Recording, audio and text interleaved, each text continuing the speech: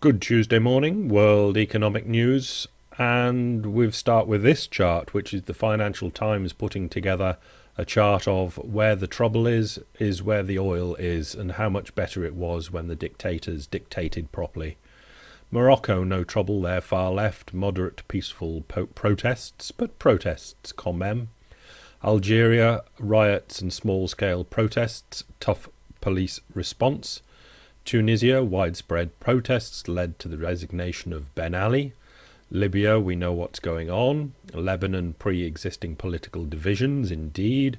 Jordan, protests over the last several weeks, got the government dismissed February the 1st.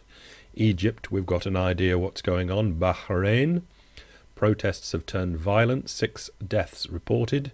Yemen has sustained protests. President Saleh says he will step down in September, but will it be enough? Syria, government pledged reform and have tried to keep the people happy and hit them on the head. Saudi Arabia, no protests, but demand for political rights is increasing. 40 billion package of aid has been offered. They were going to have protests on the 11th and 24th, I think, but the Saudi government or the king or them what are in charge said, oh no you don't, and they are off. Iran, the Green Movement is still there. Kuwait, limited tensions, substantial government aid to the citizens, they're sharing the money around. Qatar share the money around. United Arab Emirates shares the money around. Oman, protests February 25th with 2 deaths. They'll want to keep the king and they want limited reform. That's where the oil is, that's where the trouble is.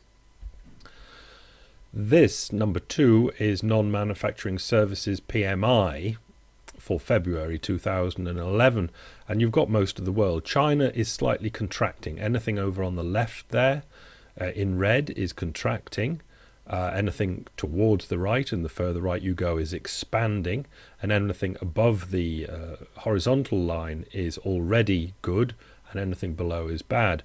And as you can see, besides China that's contracting slightly, the rest of the world for the non-manufacturing sectors is expanding. It looks extremely good. Can't argue with it.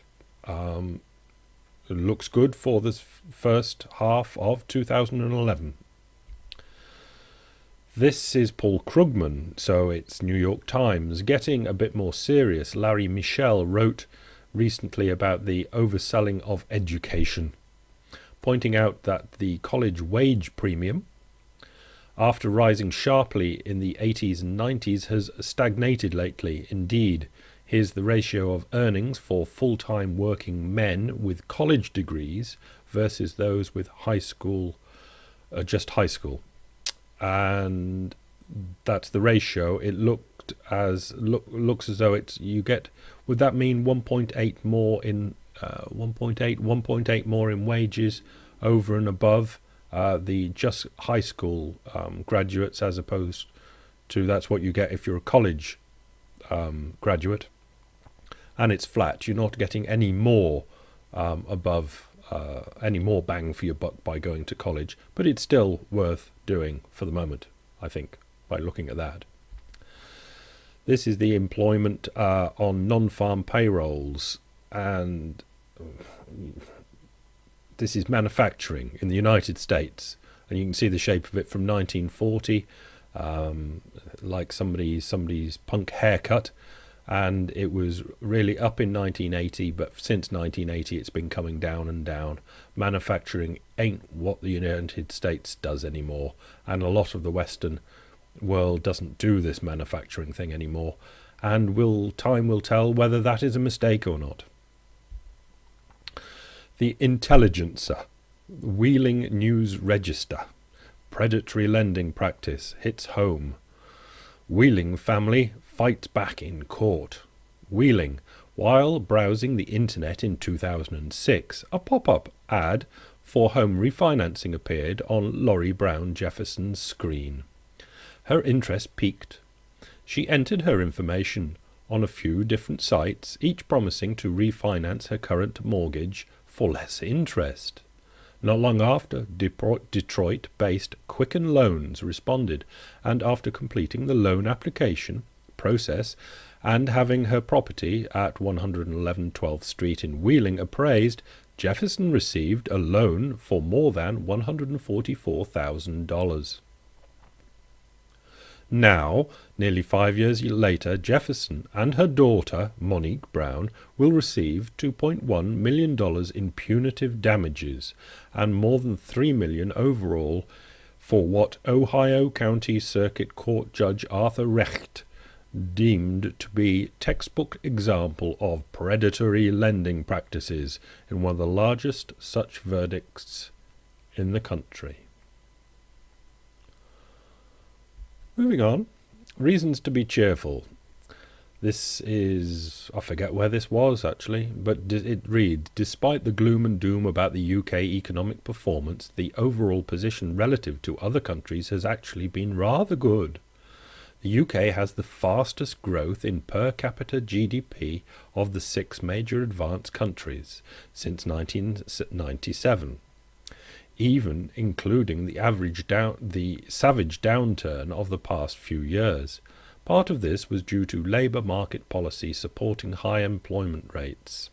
Read that again. Part of this was due to labour market policy supporting higher employment rates. I believe that means the government giving people jobs. And for the short term, it's done the UK a pile of good. See what happens afterwards. The search for yield. Mr. King shouts a warning. This is Mervyn King, the governor of the Bank of England. In an interview with the Telegraph, Mervyn King, the governor of the Bank of England, said, "The institutions bailed out were those at the heart of the crisis.